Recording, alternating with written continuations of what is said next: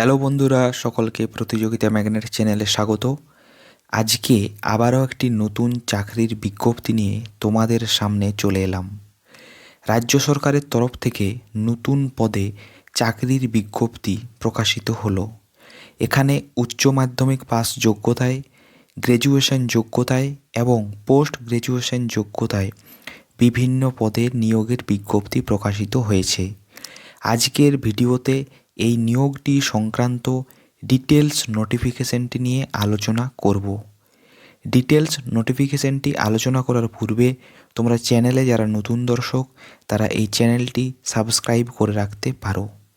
তো চলো, প্রথমে আমি ডিটেলস নোটিফিকেশনটি ওপেন করে নিই, তারপর বিস্তারিত আলোচনায় আসছি।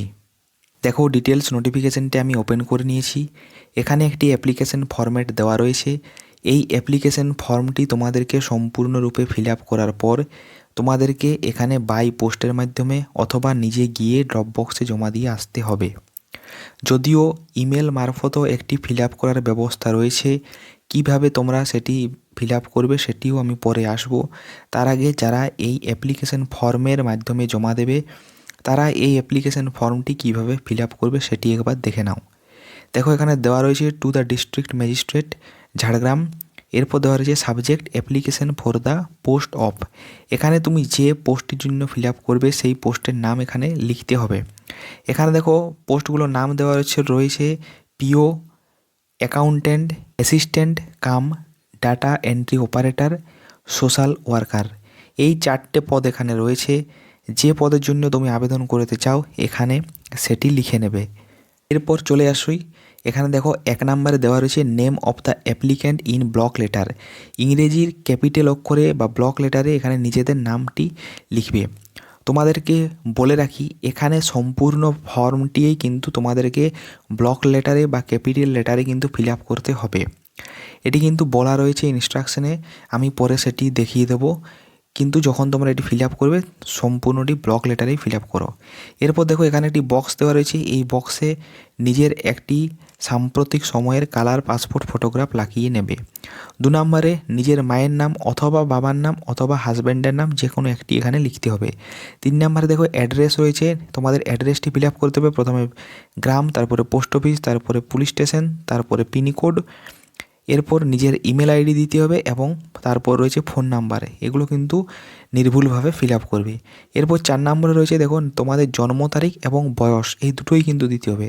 জন্ম তারিখও দেবে এবং বয়সে দেবে, এবং বয়সটি 1/12/2024 এই তারিখ অনুযায়ী কত হচ্ছে সেটি লিখবে।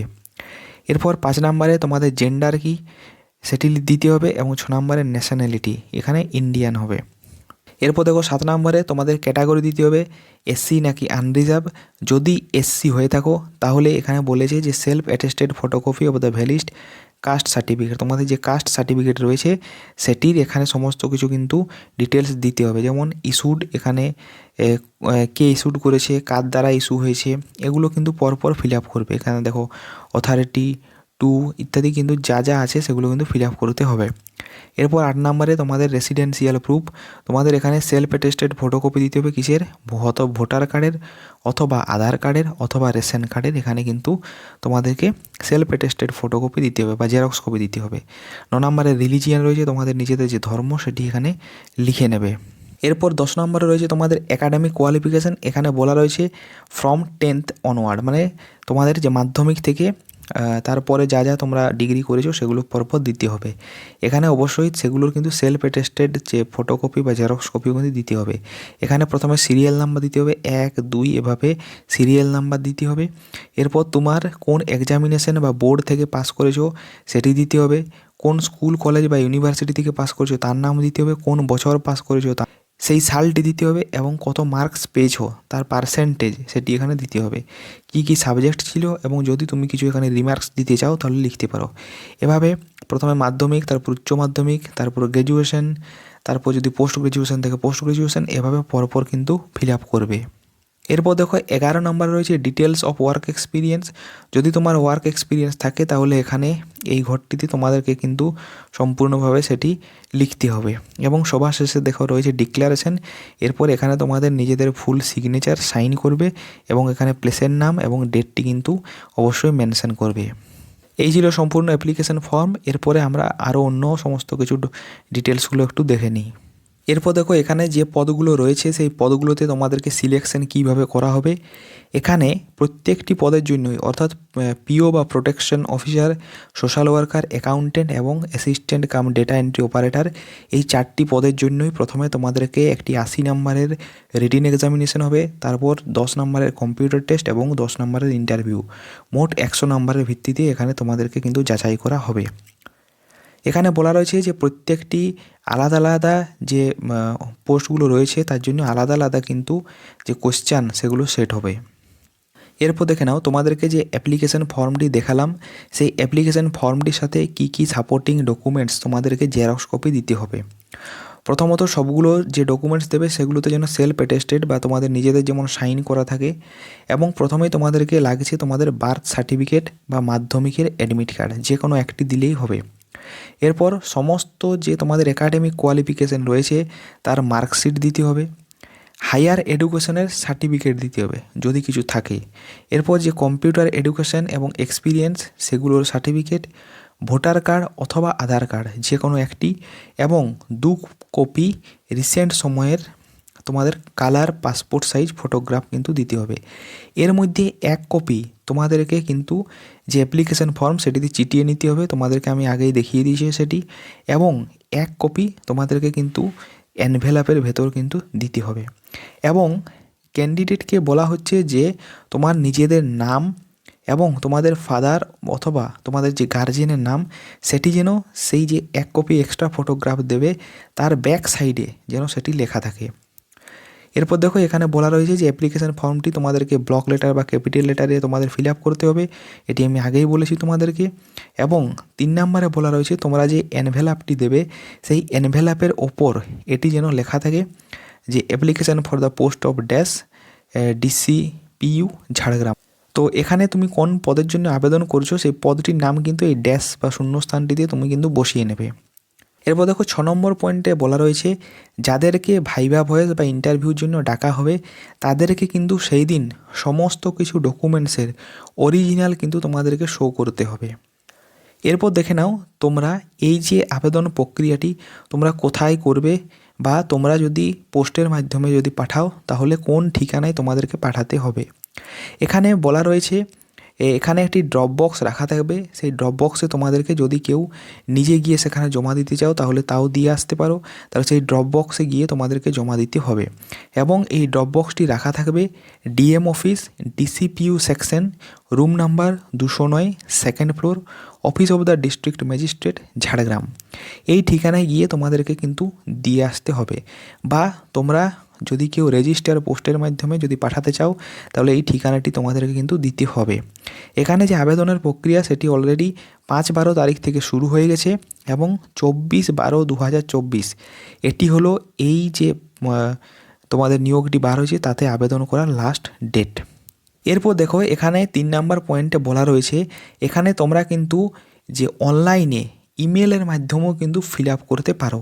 সেক্ষেত্রে তোমাদেরকে দেখো এখানে একটি ইমেল অ্যাড্রেস দেওয়া রয়েছে, এই ইমেল অ্যাড্রেসে তোমাদেরকে মেল করে কিন্তু এখানে আবেদন করতে হবে, এবং সেটিও কিন্তু 24/12/2024 বিকেল 6টার মধ্যে সেই আবেদন প্রক্রিয়া তোমাদেরকে কিন্তু সম্পূর্ণ করে নিতে হবে। কিন্তু এই যদি তোমরা মেলের মাধ্যমে আবেদন করতে চাও তাহলেও সমস্ত কিছুর সাইন করা ডকুমেন্টস এবং তার সাথে সাপোর্টিং যে ডকুমেন্টসগুলো রয়েছে সেগুলো কিন্তু PDF ফরম্যাট করে এখানে কিন্তু আবেদন তোমাদেরকে কিন্তু করতে হবে। এরপর দেখো এখানে কি কি পদ রয়েছে, কতগুলো ভ্যাকেন্সি রয়েছে, তোমাদের শিক্ষাগত যোগ্যতা কী হওয়া প্রয়োজন, বয়সসীমা কী হওয়া প্রয়োজন, তোমরা কত টাকা বেতন পেয়ে যাবে সেগুলো সম্পর্কে। এখানে প্রথম পদ রয়েছে পিও বা প্রোটেকশন অফিসার। এখানে একটি পদ রয়েছে যেটি SC ক্যাটাগরির জন্য রয়েছে। এখানে তার এডুকেশনাল কোয়ালিফিকেশান দেওয়া রয়েছে, এখানে অনেকগুলোই এডুকেশনাল কোয়ালিফিকেশান রয়েছে, এর যে কোনো একটি যদি তোমার করা থাকে তাহলেই এই পদটির জন্য তুমি কিন্তু আবেদন করতে পারবে।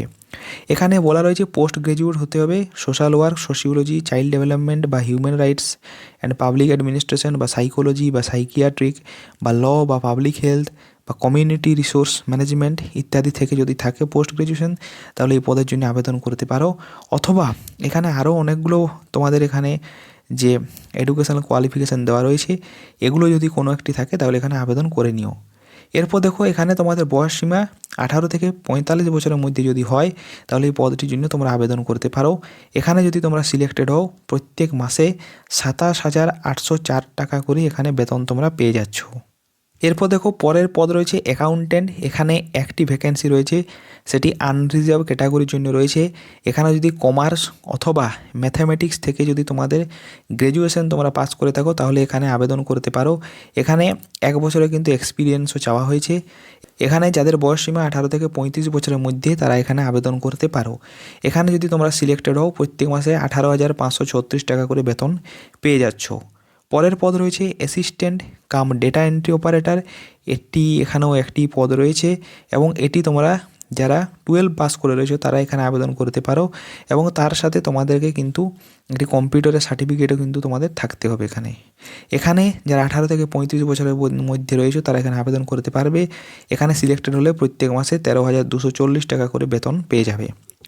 শেষ পদ রয়েছে সোশ্যাল ওয়ার্কার। এখানে একটি ভ্যাকেন্সি রয়েছে।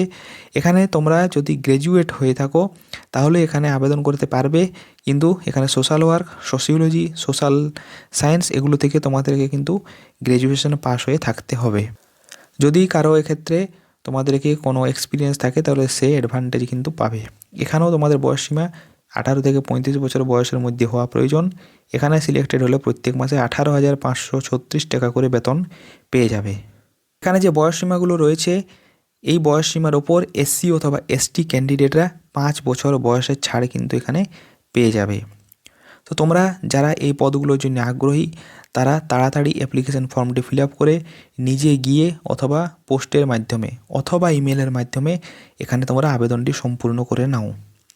আজকের ভিডিওতে এ পর্যন্তই। ভিডিওটি যদি তোমাদের ভালো লেগে থাকে তাহলে একটি লাইক করো। চ্যানেলে যদি নতুন দর্শক হয়ে থাকো চ্যানেলটিকে সাবস্ক্রাইব করে রাখতে পারো।